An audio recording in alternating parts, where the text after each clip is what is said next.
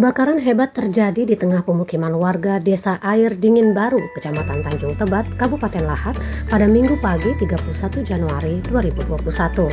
Penyebabnya adalah mobil box menabrak tempat penjualan minyak eceran alias Pertamini milik Juliansyah warga setempat hingga menimbulkan sumber api.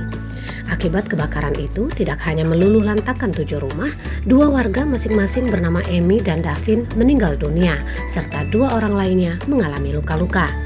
Kejadian bermula dari sopir mobil box yang bernama Yudi Prayanto, warga Sukakarya, Kecamatan Sukarame, Palembang, dengan nomor polisi B9568TCJ dengan muatan bahan makanan, diduga kurang berhati-hati melintas di tempat kejadian perkara, sekitar pukul 5:30 waktu Indonesia Barat.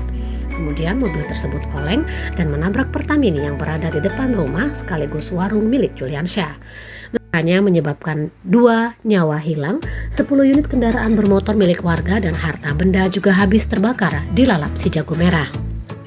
Laporan Arif dari Kabupaten Lahat untuk Anda.